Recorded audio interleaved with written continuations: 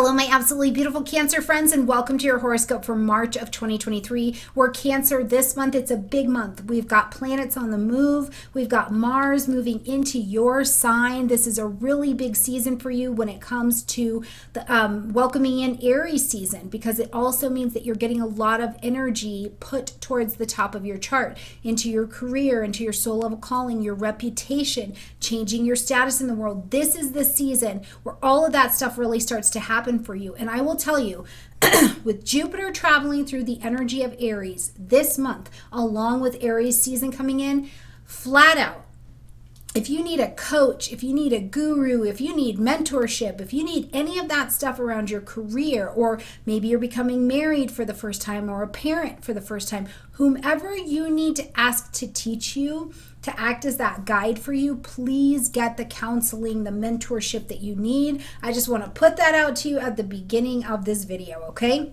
All right, Cancer, before we jump in though, I've got a thank you gift waiting for you in the description box down below. Many of you, first of all, follow this content and follow me, and always thank you for the love and thank you for the support. But also some of you took time to answer some questions that I put in the community chat to help me understand your needs a little bit better so that I can really be serving them. And just for doing that, I want to say thank you to all of you. So my full 6-hour Astrology 101 digital course is available for you right now for $25. So click in the description box down below, grab it. It's just a thank you for me. I want you to have these basics down. I want you to understand exactly what I am saying to you when I say, listen, we are in a cardinal square, we're in a fixed square. I want you to tell me how to work with this sextile. What does this mode mean? How does this aspect work? I want you to be able to follow me and answer those questions for yourself. So as always, the classes are delivered in a very Stormie Grace kind of way. They're concise, they're fun, they're funny, and you're going to definitely leave those lessons understanding those basics and having them underneath you, okay? So take advantage in the description box down below. All right, Cancer.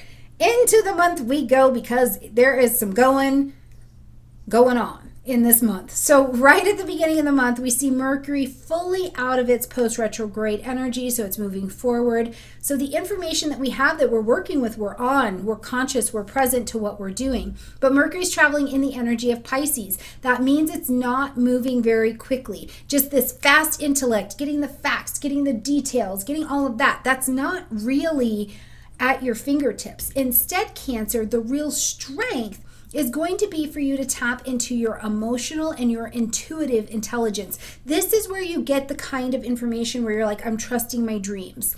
Now, this is funny because it lights up your 9th house space, okay? All this Pisces energy is going to light up your 9th house space. So this is about, first of all, faith. It's first of all faith, and whatever you're coming up again, needing to trust your intuition, even though logically it doesn't make sense. You know, maybe you're having to demonstrate some real faith or spirituality in something in order to change your life, right? This is about really changing a belief structure. It's in the 9th house. But it can also be about publishing, marketing, broadcasting, overseas or international travel happening. For some reason, I think it's just because it's Cancerian energy, but I'm seeing pregnancy, right? Like that has definitely just popped up. But other things are higher education, legal things, your gurus, your teachers could be falling in here. So whatever's going on in your 9th house energy, you're really going to have to trust your intuition as you're making decisions. You might not be able to just run at the information or the decision that you want to make. You have to be with it a little bit longer, and that's totally okay, as Mars is in the energy of Pisces until the 19th. Now, as we get to the 7th, it's a busy, busy day. If you can take it light, take it easy, okay? Especially because you're ruled by the moon. It's going to absolutely be to your benefit because it is energetically packed. First and foremost, we've got a full moon happening at 16 degrees of Virgo, okay? The full moon says we need to end something, we need to acknowledge something, or we need to make an adjustment, okay? So for you, Virgo lands in the 3rd house space, so some decisions that you're making, conversations that you're having, something that you're learning, maybe you're teaching. things going on with your siblings. These could absolutely be things that are coming to your table. And in Virgo style, you need to get them together. It's not like an emotional get it together, okay? I mean, it's a lunar energy, so it is the moon, right? But the lunar energy is like our meter that says I'm good, I'm not good, like I'm safe, I'm not safe. And in the vibration of Virgo, which is earth, it's tangible. What do you need to get it together? Do you need to reach out and just talk to a sibling? Are you buying? Are you selling something? Are you teaching a course? Are you learning something? You know, even if you are 50, but you are learning something new in your spiritual development, or you've got a head injury and you're having to relearn something in that realm, you're fixing your website, you're writing a book, whatever it is, you're getting prepared to teach that course. Whatever it is, the full moon is asking you to course correct in a very material way that you can make those decisions tangible at this particular moon. Now, just a little bit later, less than an hour, we're going to see Saturn move into the energy of Pisces. And this is huge. It's a big deal for us. It's one of our outer planets, social planets, society planets, moving into a new sign. Now, whenever Saturn moves into a new sign, the people, places, and things that cannot match hang and mature in that vibration, they are no longer built for legacy, will fall out.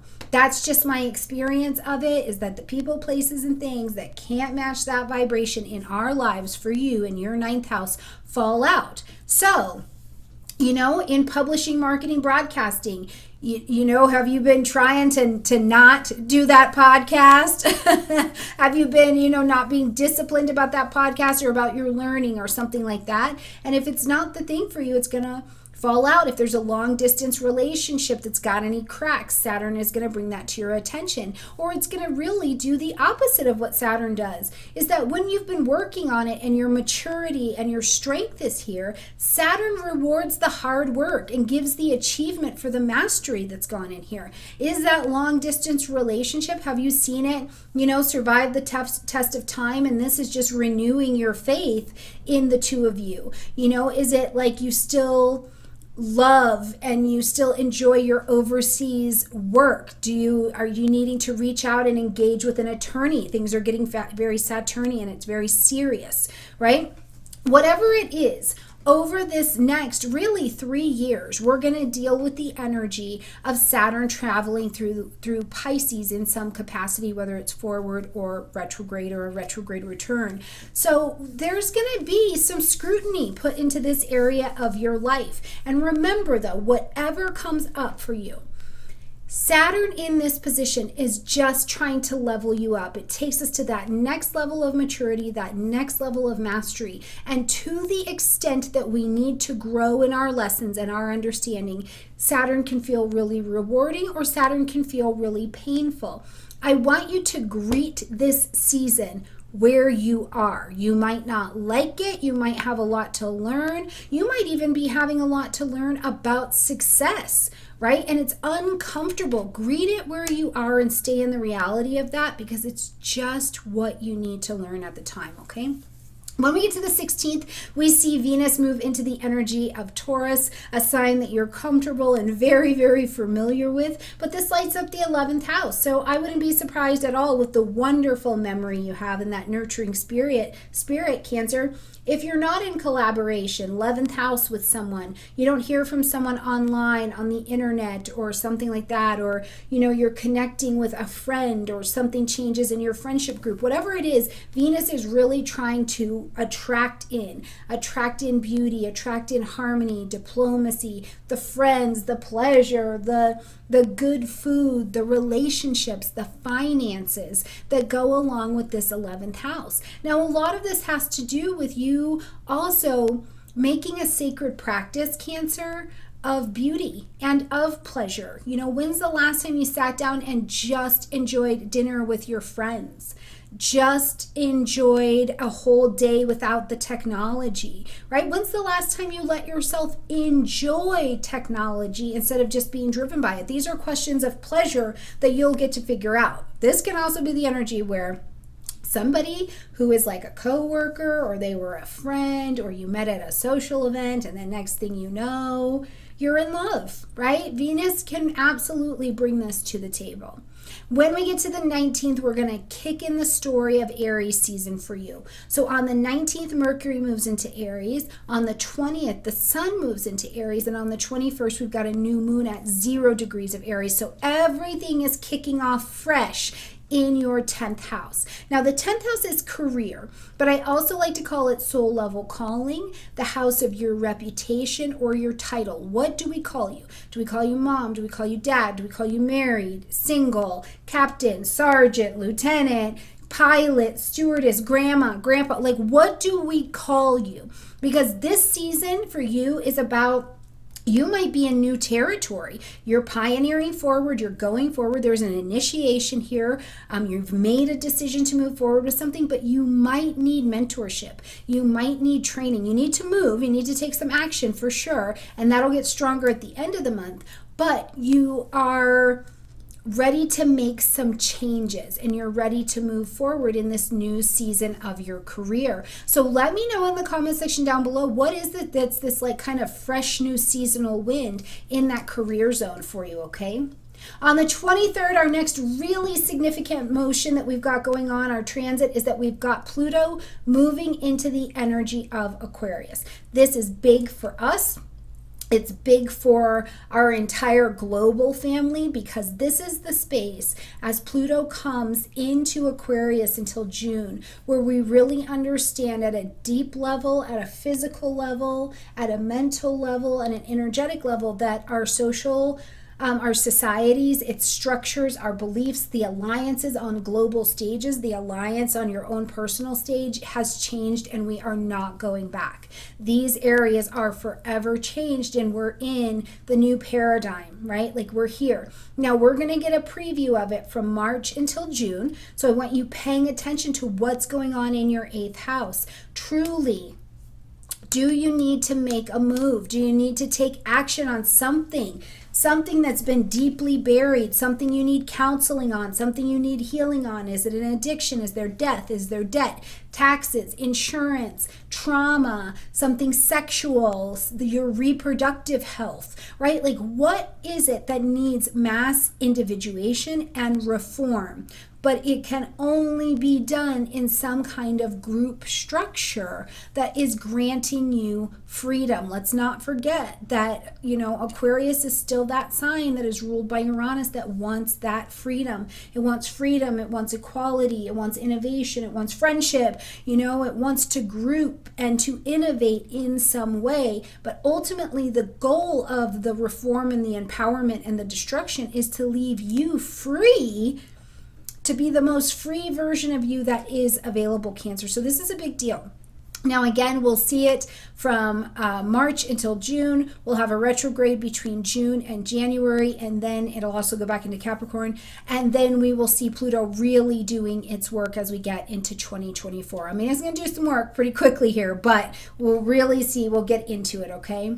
Now, as we close out this month, we have got on the 25th, Mars moving into your sign. This is after a long stay in Gemini, so Mars is rocking and ready to go. And that's great and challenging all at the same time, because Mars has wanted to move forward and just get after it and be about that life. And that really hasn't been an availability, right? Because it was moving forward, then it needed to retrograde, and now it's finally fully going forward. But what happens when you put a really hot thing, ball, let's just say a ball, into water? You're going to see that water boil up. We're going to start to see steam and evaporation. And this can be the experience of Mars coming into your sign this year. Is it's kind of like, I've been waiting for all these things. I've been waiting for things to move forward. I've been waiting to be able to, pursue what it is I want to get into, what I desire, my interests, blah, blah, blah, blah, blah, blah, blah. And Mars is finally ready to move forward, and things do move quickly. They move quickly, like they are going. The things you've been looking at since August of 2022 are now ready to catch fire and move forward. But what has to happen is your action does still need to be a little bit slower, and indirect. You're not going to go right at it during this season. So until May 20th, you're going to move. You have permission to move, to go, to push your strategies forward. But remember not to be too steamy and too hot-headed here. It may seem like the best impulse moment, and I just want you to check yourself before you wreck yourself. I don't even know if we're saying that anymore, but it does feel very applicable here. You know what I mean, Cancer? So, and also because it's Cancerian energy, because it's in your first house, your body could be changing. You could find yourself detoxing in some way or just changing the way that you look. You're getting physically fit because, you know, at least in the United States, your summer body really starts getting made in the winter, but there's definitely a good check-in point when we get to the spring. All right, my absolutely beautiful Cancerian friends, have a gorgeous month. Let me know how it's going. Let me know what's coming up for you in the comment section down below. Click into the description box, grab your thank you gift, enjoy the course. You know, if you're not really ready for a full-on $1,500-$1,600 full astro course, but you do want to understand your basics a little bit more, this gift is absolutely perfect for you. So enjoy it, okay? All right, my friends, I love you, and I'll see you next month. Bye.